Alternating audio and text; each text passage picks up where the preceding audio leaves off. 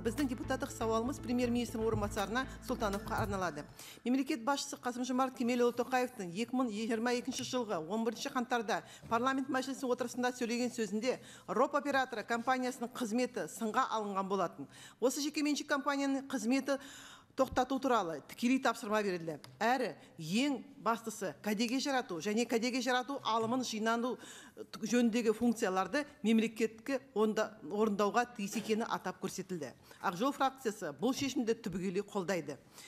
Біздің фракциямыз 2017 жылғы 20 қыркүйекте премьер-министр Сағынтаевтың атына жолдаған депутаттық сауалда РОП операторының құқықтық мәртебесі және ол жинайтын ақша қаражатын мәртебесі туралы мәселені көтерген болатын. Біз шын мәнінде бұл салық екенін атап көрсеткен едік, бірақ неліктен екен түсінсіз жекеменшік тәртіптен әрі аталған салыққа бюджетті айналып отырып жеке пайдалануда. Біз РОП оператор құру кезінде акционер үкімет болуға тиіс деген мәселені көтердік. Өкінішке орай, сол кезде біздің сөзімізді ешкім құлақ аспаған еді. Бүгін біз тауарларды міндетті таңбалау, яғни маркировка мәселесін көтеруге мәжбүрміз.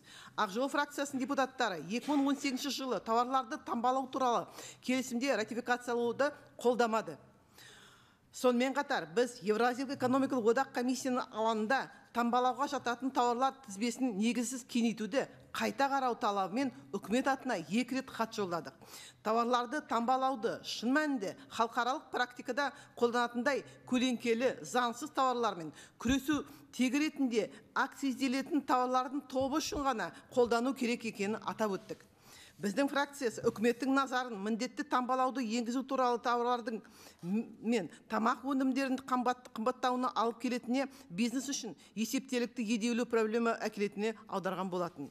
Шенеуніктер бізді бұл болмайды деп сендірген, бірақ өткен жылы пилоттық жоба таңбалаудың енгізу сүт өнімдерін 35%-ға қымбаттауына алып келген көрсетті. Соның нәтижесінде олар одан бас тартты. Бірақ аяқ киім үшін таңбалауды енгізді. Сондықтан көптеген аяқ киім дүкендеріне жұмысын тоқтап қалу қауіпті төніп тұр. Кәсіпкерлер бағаны 20-25%-ға өскенін айтып отыр. Бұл жалпы инфляцияға үлесін қосуда.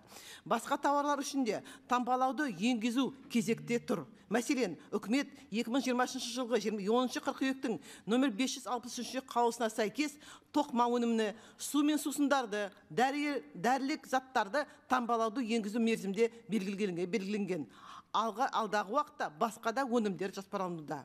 Естеріңізге сала кетейік, 2020 жылғы 19 мамырда президент Қасым-Жомарт Тоқаев жоғары Еуразиялық экономикалық кеңестің отырысында тауарларды міндетті таңбалауды енгізуді кейінге қалдыруды және бұл мәселені анағұрлым мұқиятты зерделеуге ұсынған болатын. Алайда үкімет оны енгізуді жалғастыруда. Сонымен бірге, мемлекет енгізген кез келген міндетті төлемдер өзінің табиғаты бойынша салық деп есептелуге тиіс. Мысалы, алкоголь мен темекі өнімдерін арналған дәл сол акциздік маркалар оларда нарықтың ашықтығын қамтамасыз етуге бағытталған.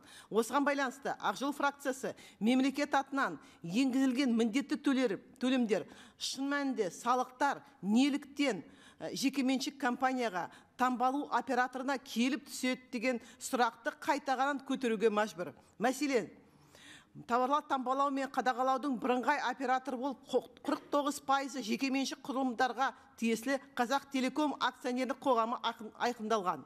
Бұл жерде мемлекет басшысы төлемдерге қатысты мәселені басын ашып, олардың жеке тұлғаларға емес, мемлекет түсуін қамтамасыз ету тапсырған. Қажетті жарату алыммен және РОП операторын еріксіз салыстыруға тура келеді. Жоғарыда атылғандың негізінде Ақ Жол фракциясы бірінші ұлттық экономика мүдделерін қорғау мақсатында Евразиялық экономикалық комиссияға таңбалауға жататын тауарлар тізбесін кеңейтуге тоқтатыру туралы ұсыныс енгізуді. Екінші, тауарларды таңбалауды енгізу, тұтыну нарығын бағаның өсуін қатар жүретін жерде одан бас тартуды. Үшінші, таңбалауды операторын функцияларын мемлекеттікке беру және тауарлардың таңбалаудың қаражатын ел бюджетіне түсуіне қамтамасыз етуге сұрайды. Құрметпен